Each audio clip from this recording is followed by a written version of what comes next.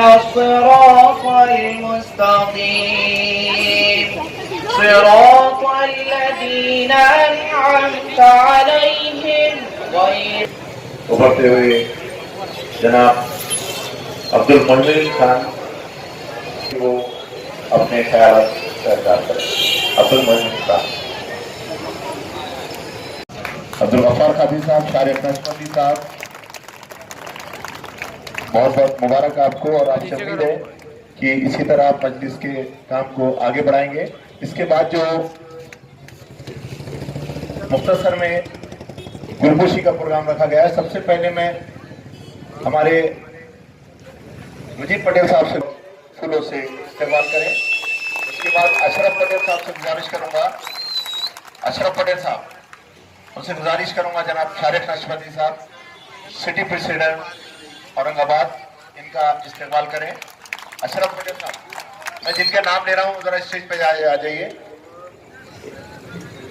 इसके बाद अजहर पटेल साहब से गुजारिश करूंगा कि वो जनाब ईस्ट प्रेसिडेंट शेख मोहम्मद दस्तगीर साहब का यहाँ इस्तेमाल करें।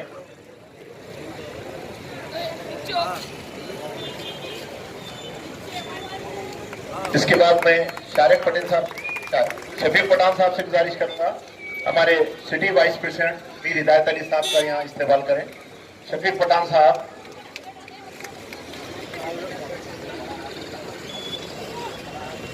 इसके बाद जनाब बदरुल खान साहब से गुजारिश करूंगा कि वो हमारे जॉइंट सेक्रेटरी सिटी गाजी सादुद्दीन साहब का यहाँ इस्तेमाल करें। पीछे आना, पीछे से जिसका हो गया वो बात चले जाएं।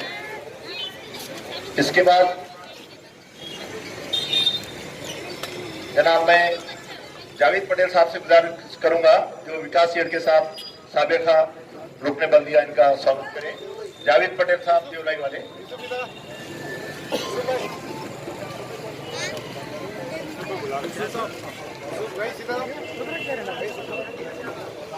जावेद पटेल साहब से भी गुजारिश करूंगा जनाब अब्दुल मोमिन खान साहब का यहाँ पर इस्तेमाल करें।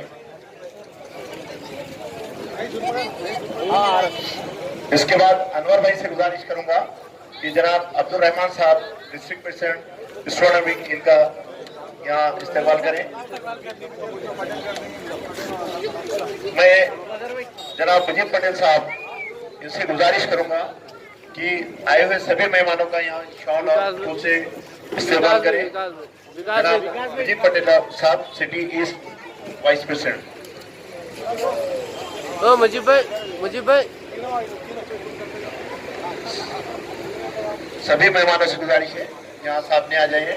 जनाब अशोक मोरे साहब, जनाब जकीउद्दीन सिद्दीकी साहब, जनाब शेख एजाज साहब, शेख वसीम साहब, जनाब संदीप साहब,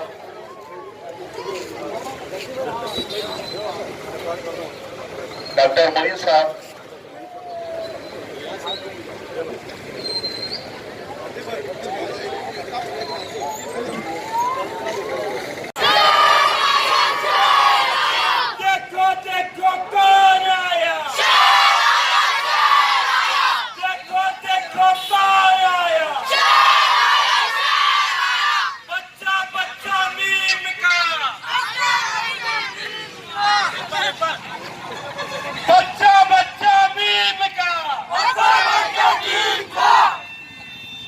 तो शेर आ चुका है यहाँ पर। कपूर छोड़कर इधर आ जाइए।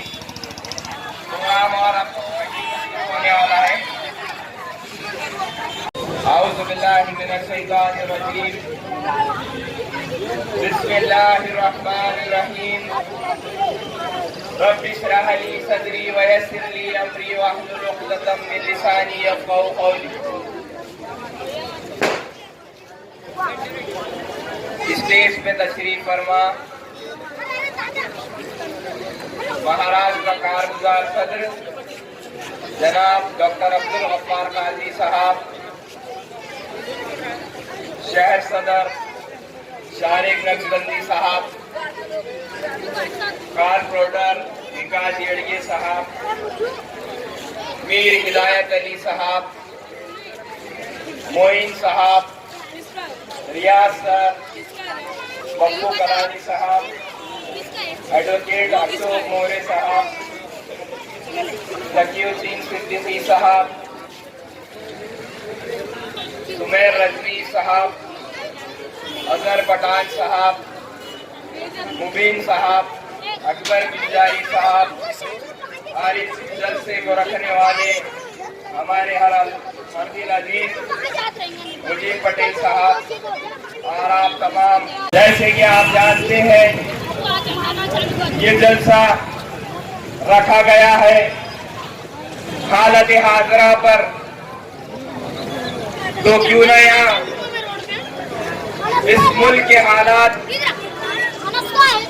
इस राज्य के हालात और शहर औरंगाबाद के हालात जिससे आप सब वाकिफ है कि इस मुल्क में क्या चल रहा है। इस मुल्क में हुकूमत द्वारा इस मुल्क में जहर घोलने का काम शुरू हो गया है। इस मुल्क में हिंदू मुसलमान को लड़ाने का काम शुरू हो गया है, चाहे वो कश्मीर फाइल्स हो या और कोई बात हो। हिंदू और मुसलमान को लड़ाने का काम इस मुल्क में हुकूमत के दायरे में शुरू हो गया है और ना मालूम कि आने वाले वक्त में इस मुल्क में क्या हो जाएगा, नहीं मालूम। आने वाले वक्त में ये इनकी सियासी रोटी सेकने के लिए हिंदू और मुसलमान को लड़ा देंगे। तो याद रखो गारखेड़े वालों, याद रखो मेरे नौजवान साथियों, याद रखो बुजुर्गों, इस मुल्क की तहजीब क्या कहती है। और हमें ये समझना होगा, हमें ये सोचना होगा, हमें ये जानना होगा कि हुकूमत क्या चाहती है। ये इनकी सरकार बनाने के लिए हमको लड़ाना चाहते हैं और मजलिस इत्तेहादुल मुस्लिमीन को बीजेपी की बी टीम कहते हैं। तो आपने कुछ दिन पहले सुना होगा महाराष्ट्र सदर इम्तियाज जलील साहब ने कहा अगर मजलिस बीजेपी की बी टीम है और मजलिस के वजह से कांग्रेस को नुकसान होता है या राष्ट्रवादी कांग्रेस को नुकसान होता है, तो सुन लो ऐ राष्ट्रवादी वालों, सुन लो ऐ कांग्रेस वालों। इम्तियाज जलील साहब ने कहा कि अगर हम बीजेपी की बी टीम है और हमारे वजह से तुम्हें नुकसान होता है तो आओ, हम तुम्हारा साथ देने के लिए तैयार है। हमारी भी वही कोशिश है बीजेपी को हराना और तुम्हारी भी वही कोशिश है बीजेपी को हराना, तो क्यों ना हम मिलकर बीजेपी को हराए। तो आपने देखा होगा अखबारात में, न्यूज चैनल्स पर, ये मजलिस को साथ लेने वाले नहीं और ये खुद बीजेपी की टीम है भी। इसका एक उदाहरण देता हूं। एक एनसीपी के लीडर है, नाम नहीं लूंगा, परसों के रोज उनका इंटरव्यू हुआ, आपने भी सुने होंगे, डॉक्टर साहब, तारिक साहब आपने भी सुने होंगे। उन्होंने कहा है राष्ट्रवादी के लीडर है, घनसावंगी के अंदर पिछले 4 महीने पहले जो इलेक्शन हुए हैं, राष्ट्रवादी के हेल्थ मिनिस्टर राजेश टोपे साहब ने बीजेपी के साथ हाथ मिलाकर वो इलेक्शन जीता है। तो बताओ बीजेपी की बी टीम कौन हुई, राष्ट्रवादी वाले या एमआईएम वाले? तो आपको समझ में आ जाएगा। ये खुद नहीं चाहते, ये खुद नौजवानों को नहीं चाहते कि आप तालीम हासिल करें, ये खुद नौजवानों को नहीं चाहते कि आप आगे बढ़े, ये खुद नहीं चाहते कि औरंगाबाद शहर में या फिर ये स्टेट में हम पुलिस महकमे में जाए या फिर हम सरकारी नौकरियों में जाए। ये नहीं चाहते कि हमारी कौम आगे बढ़े, इसलिए ये हमारे पे इल्जामात लगाते हैं। अब आने वाले इंतखाबात में मैं आप लोग से उम्मीद करता हूं कि ऐवान बल्दिया में इंशाअल्लाह मस्जिद इत्तेहादुल मुस्लिमीन का यहाँ से आप लोग एक नुमाइंदा देंगे। हाथ उठाकर कहो कि यहाँ से नुमाइंदा आप देंगे या नहीं? मजलिस के लिए आप यहाँ से नुमाइंदा देंगे या नहीं? वक्त की कमी है, और भी लोग यहाँ पर बोलने वाले हैं। मैं अपनी बात खत्म करता हूँ कुछ अशार पे जो पोर्शिदो मूवी वर्णन बिखरे हुए तारों से क्या बात बने। जिस तरह से आप तमाम लोग देख रहे हैं कि ये जलसा जलसे हालात हाजरा के उन्वान से है। इंशाअल्लाह ताला कुछ देर में रियासत महाराष्ट्र के कारगुजार सदर डॉक्टर अब्दुल गफ्फार कादरी साहब भी यहाँ पर तशरीफ लाएंगे। मैं इब्तिदा से अपनी बात शुरू करता हूँ कि 2014 में कुल हिंद मजलिस इत्तेहादुल मुस्लिमीन रियासत महाराष्ट्र के शहर औरंगाबाद आई।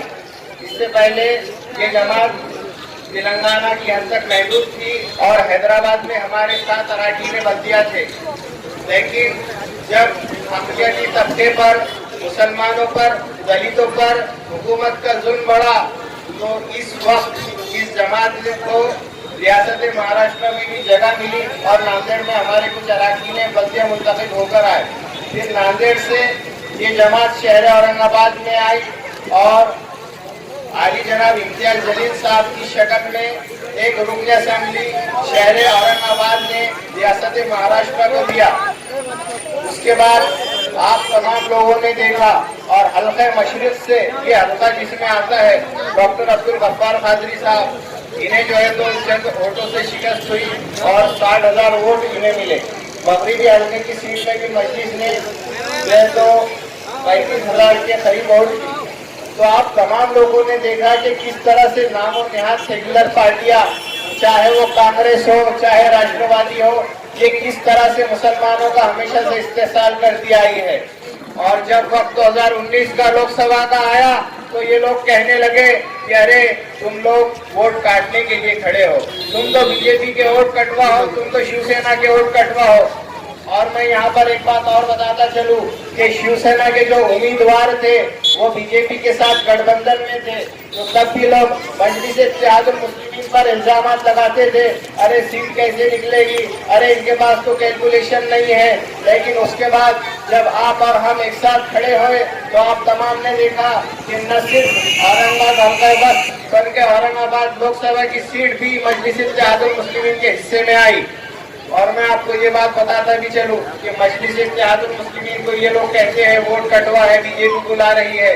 2019 में हमारे कौमी सदर बैरिस्टर असदुद्दीन अवैसी साहब ने पूरे हिंदुस्तान में 550 सीटों में से सिर्फ 3 सीटें खड़ी की थी, जिसमें से हमारी 2 सीटों पर कामयाबी हासिल हुई। परसेंटेज के हिसाब से देखा जाए तो 66% के करीब मजलिस इत्तेहादुल मुस्लिमीन को कामयाबी मिली। इसके बाद हमारा कामयाबी का सफर चलता ही पड़ा और इसके बाद हमने दुनिया से और दुनिया के अलावा मालेगांव से 2 अराकीन बल्दिया, 2 अराकीन असेंबली मुंतखब करके दिए। इसके बाद ये कामयाबी यहाँ पर नहीं रुकी, हल्का मशरिक में भी 80,000 के करीब वोट मिले। 80,000 वोट बहुत ज्यादा होते हैं, कुछ लोग तो 40-40 हजार में आमदार बन जाते हैं। ये तो हमारी बदकिस्मती है कि चंद वोटों से एक सीट हमारी रह गई। लेकिन इंशाअल्लाह ताला वो दिन दूर नहीं जब हल्का मशरिक से डॉक्टर गफ्फार कादरी साहब विधानसभा में जाएंगे और फिर जो है तो यहाँ पर तरक्की के काम होते रहेंगे। इसके बाद ये हमारा सफर चलता पड़ा और बिहार में जब मजलिस इत्तेहादुल मुस्लिमीन ने इलेक्शन में हिस्सा लिया तो वहाँ पर मैं तमाम नौजवानों से गुजारिश करूंगा कि अपनी निशिस्तों पर बैठ जाए। कुछ नहीं हुआ है, अपनी निशिस्तों पर बैठ जाए। पुलिस वाले हजरात हैं, वो इस मामले को हैंडल कर लेंगे। इसके बाद जब बिहार की असेंबली में हमारे 5 सीट जाते हैं तो वहाँ पर मौजूद जनता दल और बीजेपी को जो है तो खड़े रहकर डटकर मुकाबला करते हैं और सीमांचल के विकास के लिए हमेशा खड़े रहते हैं। आप तमाम ने देखा कि यहाँ कहीं पर भी सड़क का मसला हो या कोई भी मसला हो, हमारे अरकान ने बल्दिया और शहर सदर के क़यादत में, मैं पिछले हफ्ते की बात कर रहा हूँ कि एक सड़क बहुत खराब हो चुकी थी, कटकट गेट की सड़क, वहाँ पर चलना मुश्किल हो गया था। इस वक्त हमारे शहर सदर आली जनाब शारिक नशबंदी साहब ने जो है तो तमाम मजलिस के जिम्मेदारान को हिदायत दी कि 2 नंबर 3 पहुंचे और डिप्टी इंजीनियर से मुलाकात करेंगे। वहाँ पर जैसे ही पहुंचे और वहाँ पर इंजीनियर से मुलाकात की तो उसने बताया कि अभी टाइम है, बजट आएगा, ऐसा होगा वैसा होगा। हमारे सदर साहब ने सिर्फ एक ही बात कही कि आप रोड बना रहे या नहीं बना रहे। इस पर जो है तो वहाँ के जिम्मेदारान ने कहा कि हम आपकी रोड बनाएंगे और इंशाअल्लाह ताला इसका काम जल्दी स्टार्ट होगा। तो हमारे शहर सदर इस पर ना रुके और उन्होंने कहा कि हमको आश्वासन मत दीजिए, आप बताइए और अभी चलकर सर्वे कीजिए। जिस पर वहाँ के जो जिम्मेदारान थे उन्होंने फौरी वहाँ का सर्वे किया, रोड का सर्वे किया और अगले दिन से वो रोड का काम चालू हो गया। इसके अलावा कटकट गेट के जानिब से दोनों तरफ से ब्रिज बनाए गए।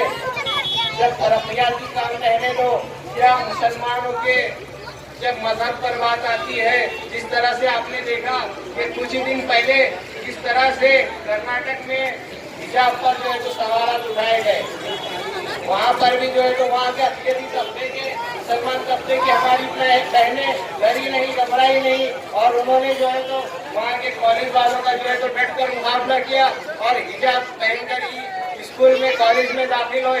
इस पर जो है तो वो तालिबा से हमारे कौमी सदर बैरिस्टर असदुद्दीन अवैसी साहब ने वीडियो कॉन्फ्रेंसिंग के जरिए बात की और मामले को जाना। इसके बाद आप लोगों ने देखा कि हाई कोर्ट ने इसके खिलाफ फैसला दिया, लेकिन इस पर बैरिस्टर असदुद्दीन अवैसी साहब ने कहा कि इंशाअल्लाह ताला हम सुप्रीम कोर्ट जाएंगे और वहां से इंसाफ लेके आएंगे।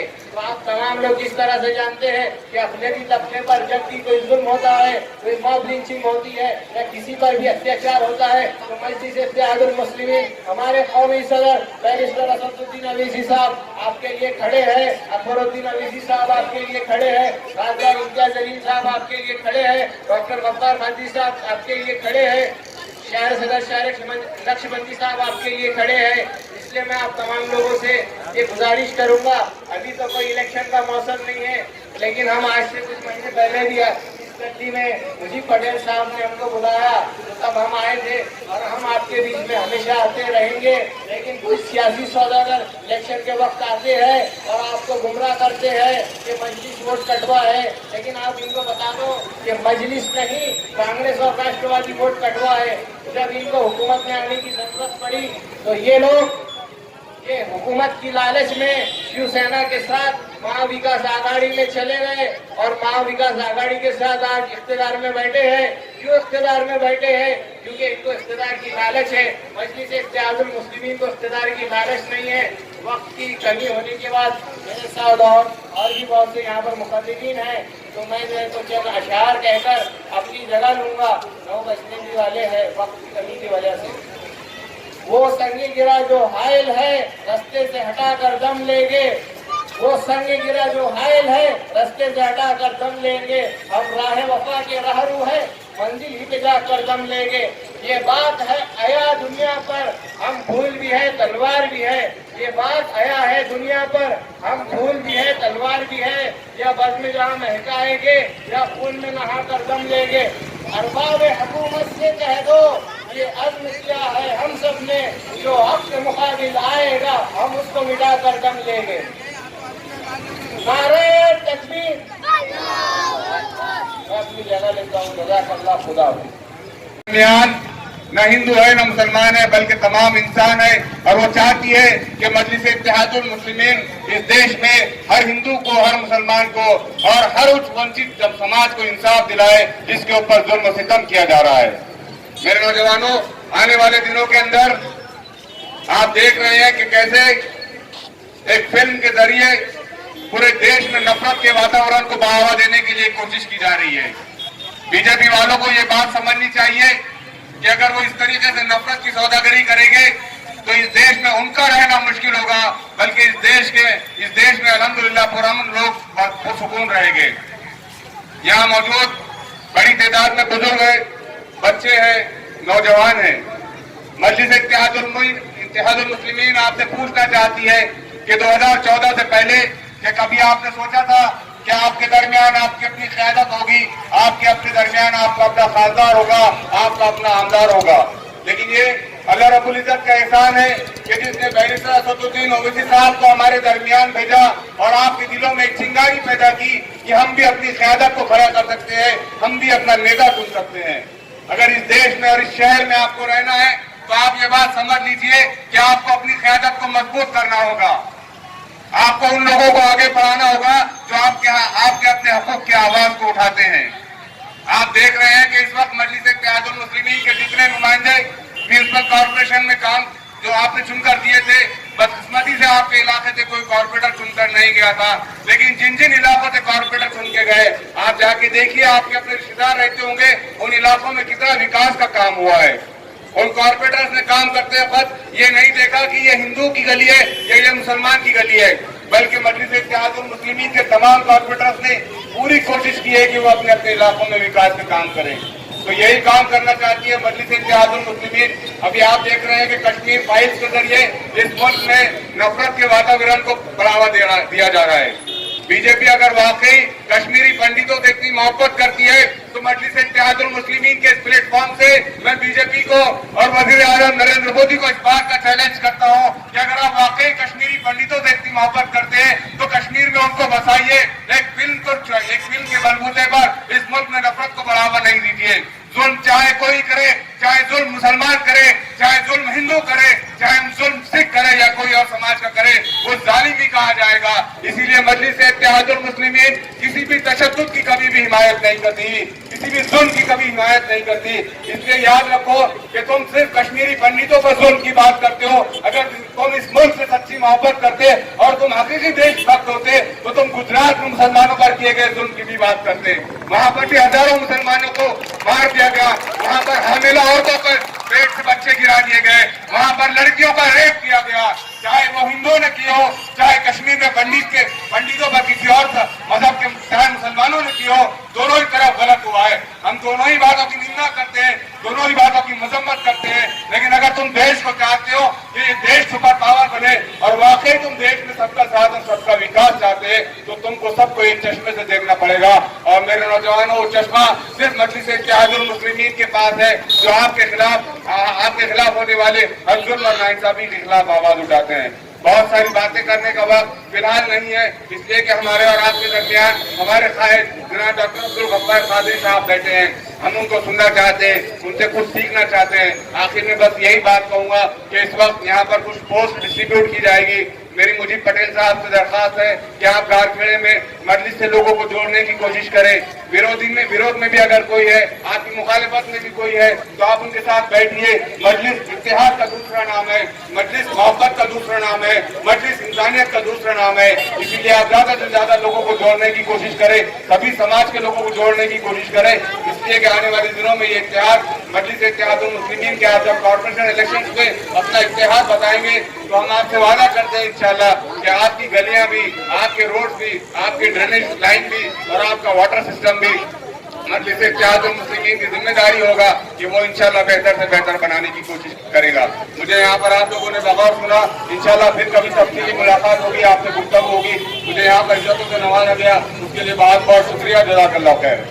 हमारे भाई मुजीब पटेल साहब स्टेज पे तशरीफ फरमा, विकास रेड्डी साहब, असलगी भाई, अजहर पटेल साहब, हिदायत भाई, रियाज भाई, अख्तर हाजी, सुलह हाजी साहब, सुलह नजरी साहब, हमारे अकरम भाई, सिराज भाई, मोमिन खान, डॉक्टर मोहित साहब, हमारे पप्पू भाई, तुम्हारा नाम पप्पू पुरानी बोले मुझे शर्म आता। गाजी सादतुद्दीन में जो ताकत है, क्या पप्पू करानी और छक्कू में है जी? आइंदा से हम गाजी सादतुद्दीन कहेंगे। वो रहीम भाई, शिव भाई, आसिफ भाई, आमिर भाई, सामईन में बैठे हुए हमारे भारत नगर के जिम्मेदार मोहतरम रईस भाई, यूसुफ भाई, एक दाढ़ी वाले हैं, एक बगैर दाढ़ी वाले हैं, हमारे अंसारी साहब, नौजवान दोस्तों, बुजुर्ग और साथियों, सबसे पहले मैं कहना चाहता हूँ कि गाँव खेड़े की जो बस्ती है ना, इसका एक खुसूसी मुकाम। यहाँ पे हिंदू भी बसते हैं, मुसलमान भी बसते हैं और इनके आपस में बेइंतहा मोहब्बत है। इनके ताल्लुकात बहुत अच्छे हैं, इसलिए बस्ती काबिल मुबारकबाद है, काबिल सताइश है। मैं इन बातों से भी वाकिफ हूँ। यहाँ के बुजुर्गों ने परेशानी में, कसम फूसी में इस बस्ती में कब्रिस्तान के लिए मेहनत की। मैं इस मंच से उन तमाम बुजुर्गों को अपनी पार्टी की जानिब से मुबारकबाद पेश करता हूँ। मोहतरम हाजी हबीब पटेल साहब, बाबूलाल पटेल साहब, रशीद पटेल साहब, अजहर पटेल साहब, हसन पटेल साहब, हसीब अब्दुल पटेल साहब, इस्माइल भाई, अफजल पटेल साहब, वो तमाम नौजवान, आपकी जो बस्ती है ना, ये बहुत बॉर्डर लाइन पे है। जिस मशरकी हल्के से मैं उम्मीदवार 2014 में था, 2019 में था, उसको चिकटने का अब तुम भी नहीं चाहोगे तो यकीनन कोई आपकी मदद नहीं कर सकता। मैं इस मंच से आपको पैगाम देने आया, आओ मुसलमानों मुत्तहिद हो जाओ। मैं गरीब भाइयों से कहता हूं, आओ हम मुत्तहिद होकर इस देश को बचाएं। आज ये फिस्ताई ताकतें, ये फिरकापास ताकतें हमारे वजूद को, भारत के संविधान को, गंगा जयंती तहरीक को, इस चमन को उजाड़ना चाहते हैं। बहरहाल ये तमाम हालात हैं, इसलिए जहां जहां इंतखाबात आएंगे, चंद ही महीनों में कॉर्पोरेशन के इंतखाबात आने वाले। इन इंतखाबात में आप मजलिस को ताकत, मजलिस की ताकत बैरिस्टर असदुद्दीन ओवैसी की ताकत होगी। सुन लो भाई, बैरिस्टर असदुद्दीन ओवैसी को औरंगाबाद में सियासत करने का नहीं। बैरिस्टर असदुद्दीन तो अपनी जान, अपना माल, अपना वक्त लगाकर यहाँ के मुसलमानों को सियासी ताकत देना चाहते हैं। उनको कुछ जरूरत नहीं है, मगर अंदर का जज्बा है, वो मिशन, और इस मिशन को कामयाब करना हमारे अच्छे मुस्तकबिल की जरूरी। बहरहाल मैं इस मंच से कहना चाहता हूँ कि हालात इस हद तक खराब हो चुके हैं कि आज अगर तुम ना समझोगे तो मिट जाओ। अगर ये बात को आप नहीं समझ पाएंगे तो मिट जाए। मैं एक बात और कहना चाहता हूँ, मैं आज मुजीब पटेल साहब का तहे दिल से शुक्रिया अदा करता हूँ कि इस नौजवान ने मुझे आपसे बातचीत का मौका फराहम किया। मजलिस किसी के बाप की जागीर नहीं, मजलिस मिल्लत इस्लामिया का मिशन है। मजलिस तमाम उपेक्षित दलित पिछड़ों की शान और ताकत। मजलिस के जिम्मेदारों से मेरी गुजारिश है कि हमको मिलजुल कर काम करना। आप भी हमको बताइए कि मजलिस का कोई ओहदा, कोई पोस्ट इसलिए नहीं है कि नाजायज जमीन पर कब्जा किया जाए, इसलिए नहीं है कि हमने चेक को बाउंस करना, इसलिए नहीं है कि किसी के पैसे डुबाना। मैं इस मंच से इस शहर के पुलिस कमिश्नर साहब से, तमाम थाने के जिम्मेदारों से कहना चाहता हूं, हम किसी के गैर कानूनी काम में मदद नहीं करेंगे। हम किसी पे जुल्म होने नहीं देंगे। अगर कोई जुल्म करने वाला हमारा साथी हो तो उसको रोकेंगे, अगर जिस पे जुल्म होगा, अगर वो गैर मुस्लिम है तो उसको भी हम इंसाफ देंगे। हमने ये तय किया है कि जिस पे जुल्म होगा उसका हम साथ दें।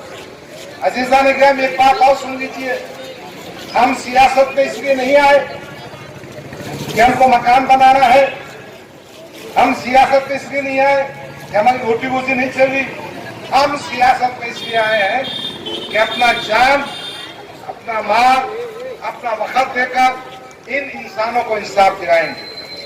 हमारी सफों में, हमारे बीच में कुछ ऐसे भी लोग हैं जो मजलिस का नाम इस्तेमाल करके लोगों को धोखा देते हैं, हम उनको भी कैफियत की बात न पहुंचाएं। हम ये चीजें मजलिस का नाम बर्दाश्त नहीं होंगी। डॉक्टर गफ्फार कादरी हो या इम्तियाज जलील हो या शायद नक्शबंदी, हम आपकी खिदमत के लिए आए, हम उस कौम के वारिस हैं। एक वाकया सुनाता हूं।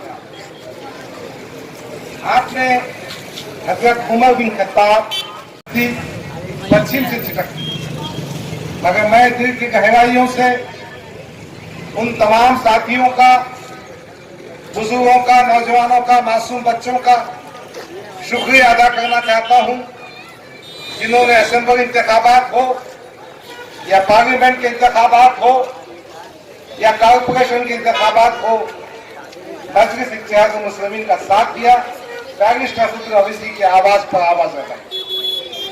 अजीजान गिरामी, बात हालात हाजरा की है, बात मजलिस इत्तेहादुल मुस्लिमीन।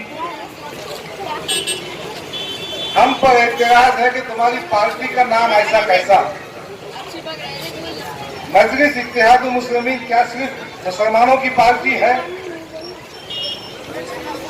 मजलिस में सिर्फ मुसलमानों का नाम क्यों है? भारत के सेक्युलर कंसेप्ट में क्या मुसलमानों की सियासी पार्टी हो सकती है? बहरहाल मीडिया और मुखालिफिन हमको कटघरे में खड़े करते हैं।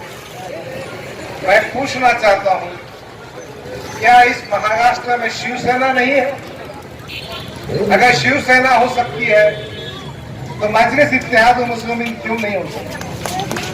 पंजाब में अकाली दल है, सिखों की पार्टी है। अगर सिखों को अपनी सियासी पार्टी बनाने का हक हासिल है तो मुसलमानों को क्यों नहीं? मुलायम सिंह की समाजवादी यादवों की पार्टी है, तो हमारी पार्टी क्यों नहीं हो सकती? शरद पवार की एनसीपी मराठों की पार्टी है, तो मुसलमानों की पार्टी क्यों का नहीं हो सकती? अजीजान गिरामी, एक और बात की वजाहत करना चाहता हूं। मेरे कायद ने जबीदा गौस में कहा था, ये मजलिस इत्तेहादुल मुस्लिमीन है, ये मजलिस इत्तेहादुल मज़लूमीन है।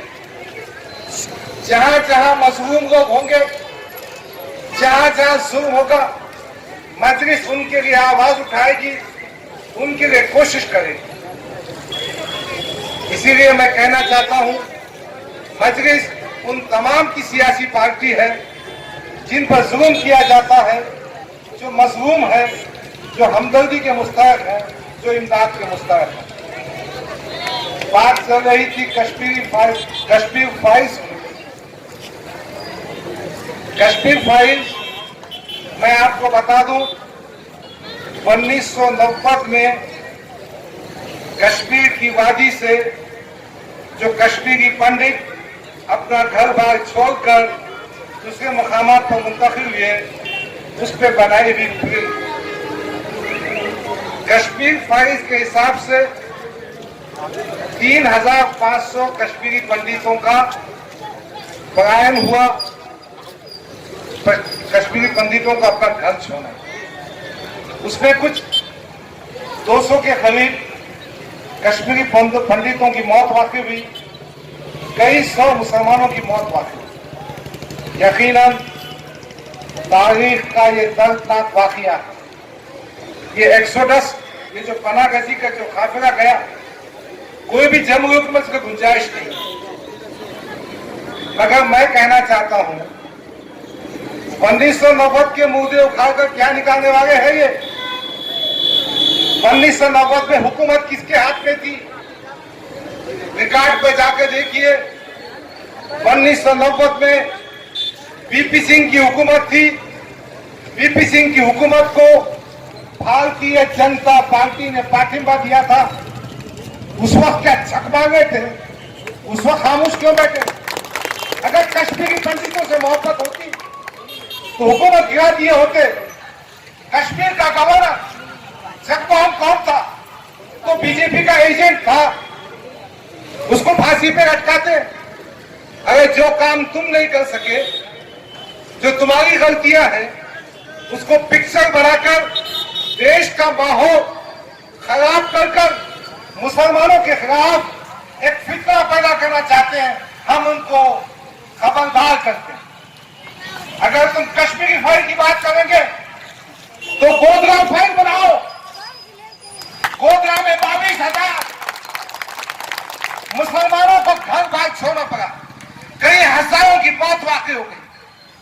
हद तो यह है, एक हामिल औरत का पेट को काटकर मासूम पेट में के बच्चे को नेजे पर टंगाया गया।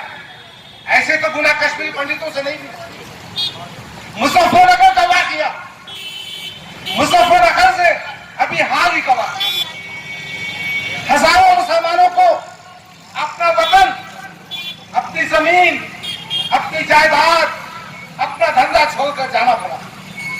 हमारी बात मत कहो, मुसलमानों को मत छेड़ो, मुसलमानों को बदनाम मत करो, अपनी सियासी रोटी छेड़ने काम मत करो। अरे इस देश की तारीख तो मुसलमानों के खून से लगी हुई। जबकि आजादी में हमने खून बहाया, जबकि फिरका परस्ती ताकतें अंग्रेजों के पास माफीनामा दे रही थी। सावरकर ने, जो इनका हिंदू का सम्राट है, अटल बिहारी वाजपेयी ने क्या किया?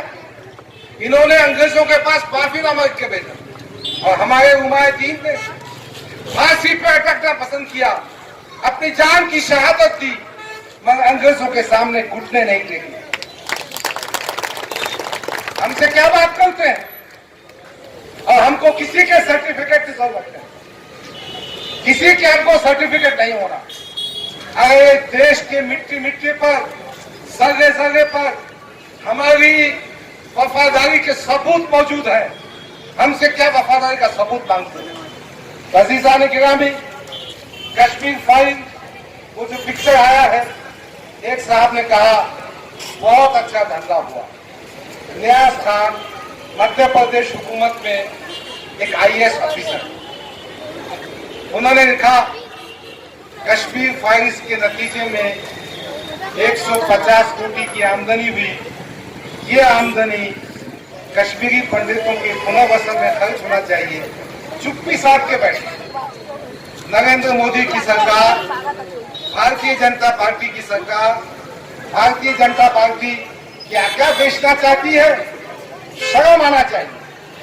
और इस किस्म के हालात पैदा कर देश को किस सिमत में जा रहे? महात्मा गांधी के खातिर नथुराम गोडसे की हिमायती मुसलमानों ने हिंद